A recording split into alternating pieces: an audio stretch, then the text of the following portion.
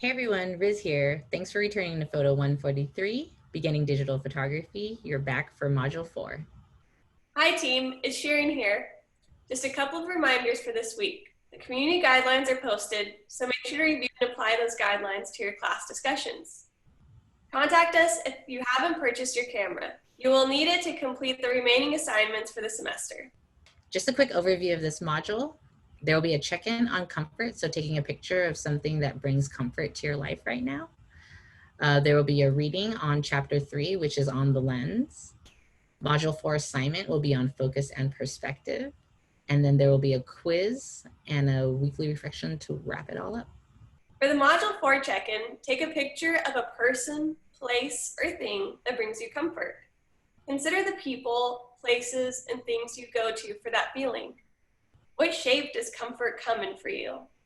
How often can you find it? And how often do you utilize it? Something that's been providing me a lot of comfort for the last 6 months is my garden. So this is the first time that I've grew something completely on my own. And one of the things that I'm most proud of is actually my tomatoes. And so I took pictures of my tomato plants this morning to share with you for the check-in. I wanted to share this picture here with 2 distinct uses of the lens to connect my check-in with the module course. Even before I started taking the photo, I knew that I wanted to emphasize the tomato. And so something that I thought of was in reference to like aperture and shutter was that I wanted to have a shallow depth of field, which means I wanted to blur out certain areas of the photo so that the tomato was very, very clear. And in one image, you can see that the tomato is very clear. So the bag in the background actually has soft focus, and that's a result of shallow depth of field. Something that you can do though with using manual focus is that I could actually shift my focus from the foreground to the background and vice versa. And so in the second photo of the same image, what you'll see is actually that the tomatoes fall out of focus and that the bag of soil is actually clear. That's just one example of using depth of field with a wide aperture. The reading for Chapter 3 is learning about lens focal length. The viewer will almost always look at the clearest part of an image. The focus and depth will impact clarity, and the perspective can provide the perception of depth. And we will also learn about the options that come with your lens. There are a variety of photographers that you'll see throughout the book, and I wanted to point out 4 that are my favorite. The first that I'll show is Clifford Otto, and in your book you'll see that there is actually a young boy jumping frozen in the air. And so this is an example of a short shutter speed. That means the aperture in your camera is only open for a very brief moment of time, which is allowing this photographer to capture someone frozen in midair. The second photographer that I wanted to share with you is Laszlo Moholy-Nagy. And what you can see is a photograph that actually resembles something really similar to a painting. And so you'll hear the phrase a lot when you hear people talking about long exposures, painting with light. And so this is an effect that you could create with your images when your camera is open for a long amount of time. Some people use the bulb setting or like some of the presets in your camera that could go for like a couple of seconds.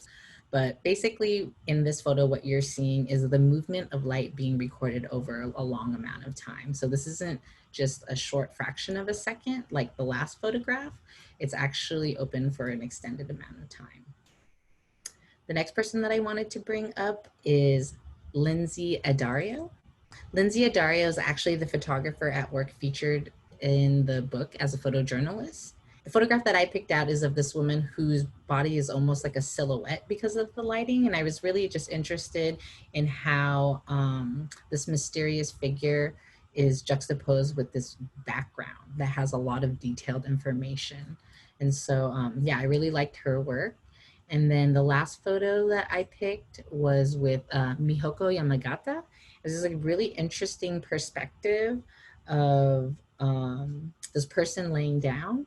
And I also really like all these different elements that I'm looking at. I also really like all the elements that I'm looking at inside the photo. Not only do I notice that there's a person, but I'm very interested in this lens and what it's magnifying and all the information and like how the hand draws me down to all those shapes.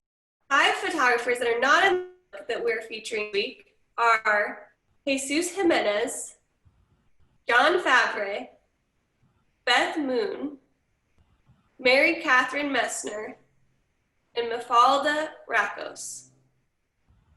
I just want to remind everyone that virtual office hours are available every Tuesday from 4 to 6 with Shirin. I just wanted to remind everyone that we have virtual office hours available every Tuesday from 4 to 6. Something that I'd like to offer and provide to all the students in the class in order for us to get to know each other is a quarterly check-in. And so that means after every 4 weeks of the semester, we'll have the opportunity to meet, check in via Zoom, and ask questions about the class and share work. And so again, please join us next Tuesday, September 15 at 4 o'clock, and I'll be accompanying Shirin, and it would be great to see everybody. Thanks for that, Riz. I agree that this module would be ideal for some virtual connection. So don't hesitate to show up to the office hours with your equipment. For this week, please don't forget to review and reply to the discussion with your first and last name as a digital signature that you approve the community guidelines. Please also use this as an opportunity to add anything you feel is needed for the agreement. This is a live document. Please message Riz or me if you add anything over the course of the semester. By now, you should have your camera. Contact Riz as soon as possible so that she can help you get one in your hands. So that's a wrap. Looking forward to seeing your work. Thanks, everyone. Looking forward to seeing your work from Module 4, and I'll see you on Tuesday for our virtual check-in.